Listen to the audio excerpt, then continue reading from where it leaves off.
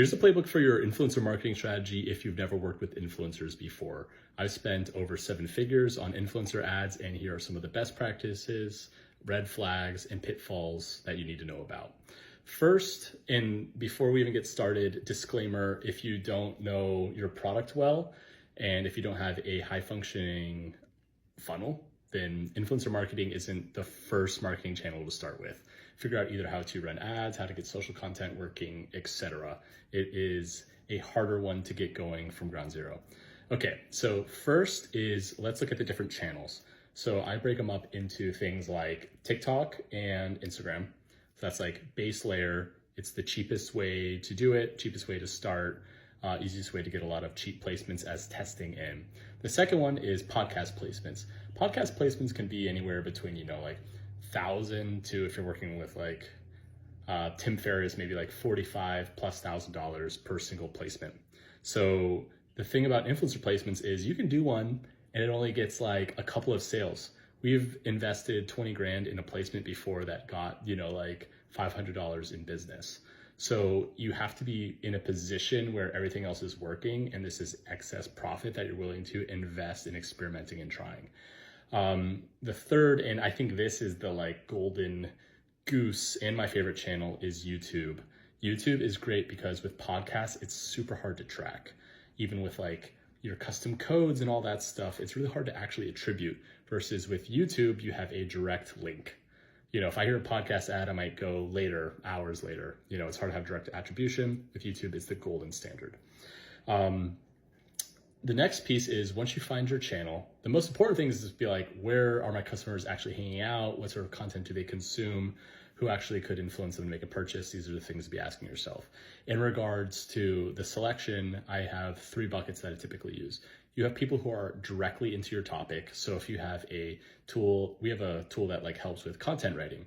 So if you have people who are literally talking about how to write well online, that is direct topic in influencer, versus a more adjacent thing might be someone who just like talks about writing in general or how to grow a following, etc. It's not your core demographic or your core niche, but it's an adjacent thing that, is still in that realm, versus a completely random topic. Like if someone's talking about yo-yos, that's not going to be helping you necessarily.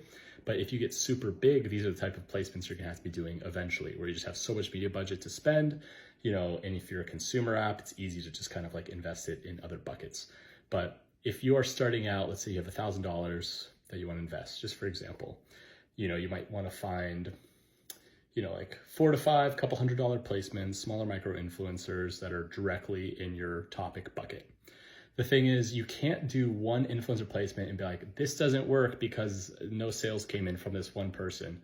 Our first maybe 7 placements didn't really work. Maybe 1 or 2 of them broke even, but then we found someone who was adjacent topic to what we were doing, and that placement just crushed. It completely blew out, any paid ads that we've ever done.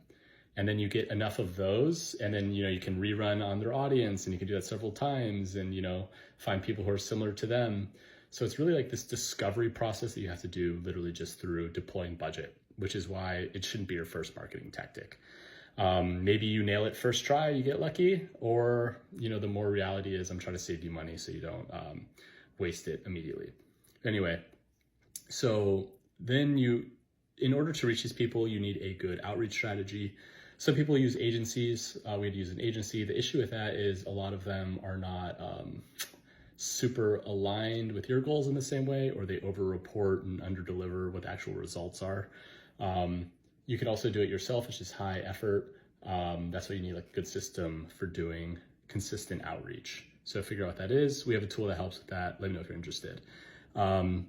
So the couple of the best practices that you need to be following are, if you have a big placement, be working, let's say you're not working with Tim Ferriss, AGI, when they do a placement with him, they have, agi.com/Tim.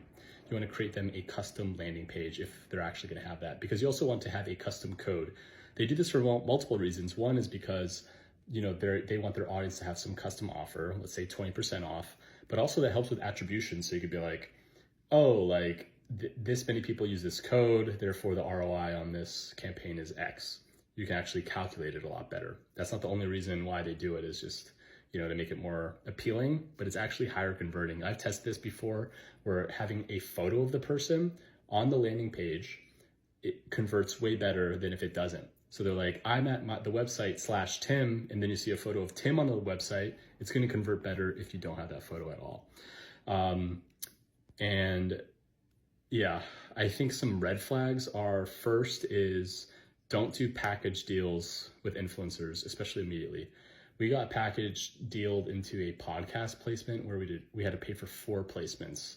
And after the first one, we immediately knew it was a dead audience and we got oversold. So then we had to pay 3 more.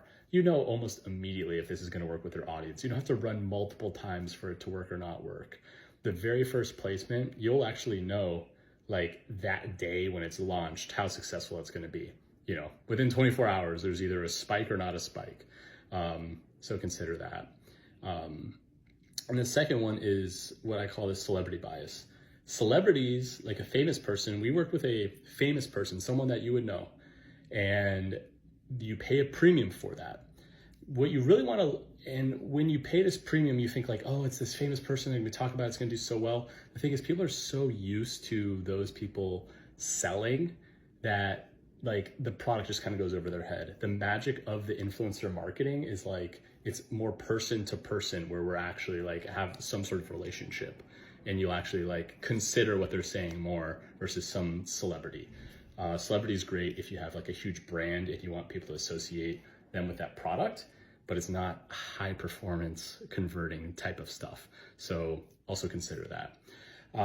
Last thing I want to say is how you actually see if they are a good influencer is you're going to take all of their like recent videos, see how many impressions are actually like being generated from that. So let's say if I have, 10,000 views on average, typically a sponsored post will get like 50% of that. So 5,000 views. So if I'm charging $100, let's say $5 for 5,000 views, that's $1 for every 1,000 views. That's a $1 CPM. So if someone's charging $1,000, that's extremely overpriced. You want your CPM to not go over north of $100.